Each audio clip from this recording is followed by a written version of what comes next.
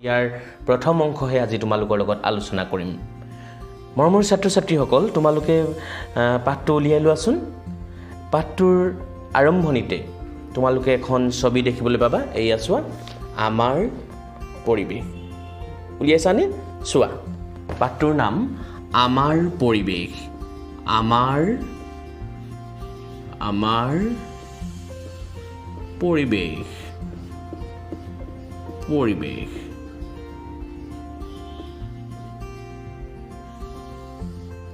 আমাৰ পৰিৱেশ।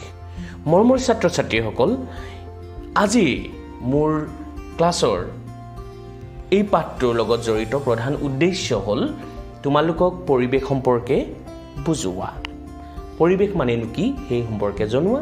আৰু দ্বিতীয় উদ্দেশ্য হ'ল পৰিৱেশৰ প্ৰকাৰ সম্পৰ্কে তোমালোকক অৱগত কৰোৱা।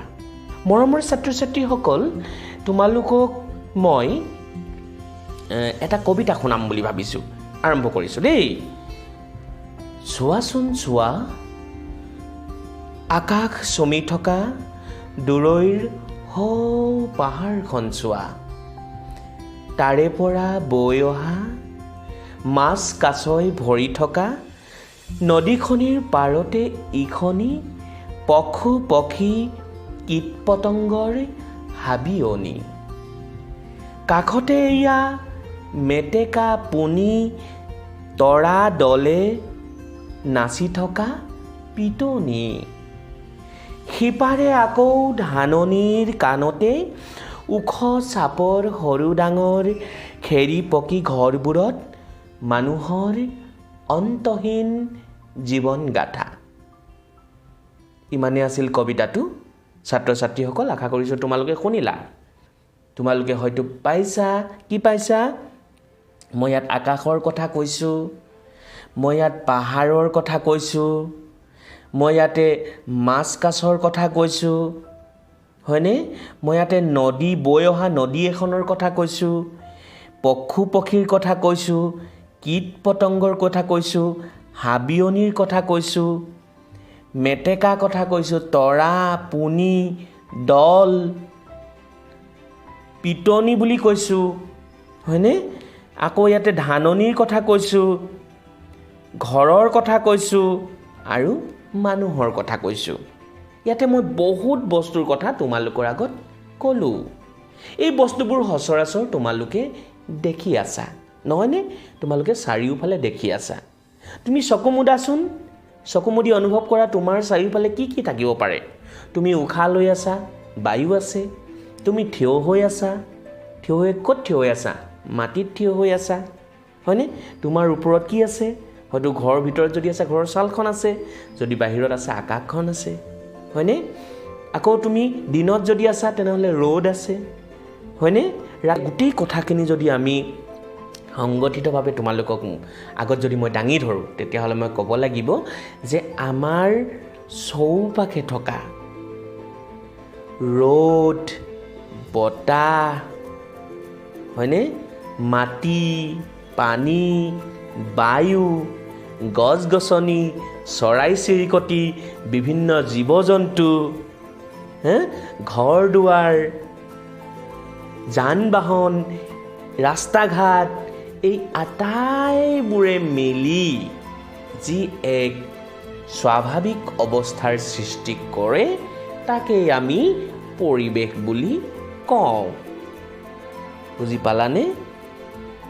আমাৰ চৌপাশে মানে আমাৰ চাৰিওকাষে থকা, ওপৰলৈ চোৱা, তললৈ চোৱা, সোঁহাতে চোৱা, বাওঁহাতে চোৱা, এই চাৰিওপাশে, এই চাৰিওকাষে তুমি কি কি দেখিবলৈ পাবা?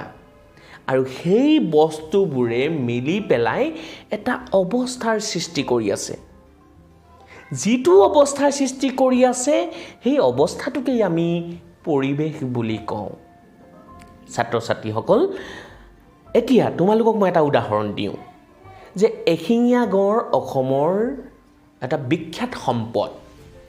পৃথিৱীত কেৱল মাত্ৰ অসমতহে এশিঙীয়া গঁড় পোৱা যায়। কাজিৰঙা অভয়াৰণ্য, মানাহ অভয়াৰণ্য, এনেধৰণে অভয়াৰণ্যবিলাকত পোৱা যায়। কিয় গঁড় কেৱল আমাৰ অসমতহে পোৱা যায়? ইয়াৰ মূল কাৰণটো হ'ল যে গড়ৰ বাবে প্ৰয়োজনীয় যি খাদ্য, গড়ৰ বাবে প্ৰয়োজনীয় যি আশ্ৰয়স্থল, গড়ৰ বাবে প্ৰয়োজনীয় যি জলবায়ু, এই আটাইবোৰ অসমত থকাৰ বাবেই আচলতে এশিঙীয়া গড় অসমত পোৱা যায়। এনেধৰণৰ আৰু বহুত উদাহৰণ আমি পাম। কিন্তু এইটো কথা তোমালোকে জানা যে পৰিৱেশৰ প্ৰত্যেকটো উপাদানেই ইটোৰ লগত সিটোৰ সম্পৰ্ক থাকে। এটাক এৰি আনটোৰ কথা আমি কল্পনাই কৰিব নোৱাৰোঁ। একেবাৰে সাধাৰণ এটা অণুজীৱৰ পৰা, ভেঁকুৰ বেক্টেৰিয়াৰ পৰা আৰম্ভ কৰি প্ৰকাণ্ড হাতী তিমিলৈকে এই গোটেই জীৱবিলাকৰ কিন্তু পৰিৱেশত গুৰুত্বপূৰ্ণ ভূমিকা আছে। গতিকে সেইকাৰণে কোৱা হয় যে এক সুন্দৰ পৰিৱেশ বৰ্তাই ৰাখিবলৈ হ'লে এই আটাইবিলাকৰ প্ৰয়োজন পৰিৱেশত আছে। এতিয়া তোমালোকক মই পৰিৱেশৰ প্ৰকাৰ সম্পৰ্কে বুজাব বিচাৰিছোঁ। মৰমৰ ছাত্ৰ ছাত্ৰীসকল, পৰিৱেশৰ প্ৰকাৰ দুটা। কি? এক প্ৰাকৃতিক আৰু আনটো হ'ল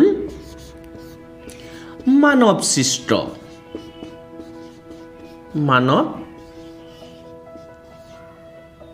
দুটা, প্ৰাকৃতিক পৰিৱেশ আৰু মানৱ সৃষ্ট পৰিৱেশ। প্ৰাকৃতিক পৰিৱেশ, প্ৰকৃতিত যিবিলাক উপাদান নিজেই সৃষ্টি হৈ আছে, হয়নে? প্ৰকৃতিয়ে নিজেই যিবিলাক সৃষ্টি কৰি আছে সেইবিলাকেই পৰিৱেশৰ প্ৰাকৃতিক উপাদান বা সেয়াই প্ৰাকৃতিক পৰিৱেশ। এই জংঘল এখনৰ গছ গছনি, জংঘল এখনৰ জীৱ জন্তু, জংঘল এখনৰ একেবাৰে সৰু শেলাইৰ পৰা আদি কৰি যিমানবোৰ জীৱ আছে, হয়নে? আৰু যি তাৰ এক বাতাবৰণ, সেই বাতাবৰণটোক আমি প্ৰাকৃতিক পৰিৱেশ বুলি ক'ম। নদী এখনটো আমি সৃষ্টি কৰা নাই, প্ৰকৃতিয়ে নিজেই সৃষ্টি কৰিছে। পাহাৰটো নিজেই সৃষ্টি কৰিছে প্ৰকৃতিয়ে। আকাশখন নিজেই সৃষ্টি কৰিছে। সূৰ্য, চন্দ্ৰ এইবিলাক প্ৰকৃতিত নিজেই আছে, প্ৰকৃতিয়ে সৃষ্টি কৰিছে।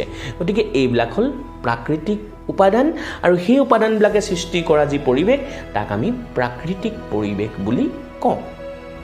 আৰু মানৱ সৃষ্ট পৰিৱেশ হ'ল প্ৰকৃতিৰ উপাদানবিলাক গ্ৰহণ কৰি, প্ৰকৃতিৰ উপাদানবিলাক লৈ পেলাই মানুহে নিজৰ প্ৰয়োজনৰ বাবে যি এক পৰিৱেশ ৰচনা কৰিছে বা পৰিৱেশ সৃষ্টি কৰিছে বা কিবা তৈয়াৰ কৰিছে তাকে আমি মানৱ সৃষ্ট পৰিৱেশ বুলি কওঁ। মৰমৰ ছাত্ৰ ছাত্ৰীসকল, তোমালোকৰ লগত মই আজি এইখিনি কথাই আলোচনা কৰিলোঁ। তোমালোকক এটা প্ৰশ্ন লিখি ৰাখিবলৈ কওঁ। তোমালোকে লিখিবা যে পৰিৱেশ মানে কি? এই প্ৰশ্নটো তোমালোকে শুদ্ধকৈ লিখিবা। পৰিৱেশ মানে কি বুজা?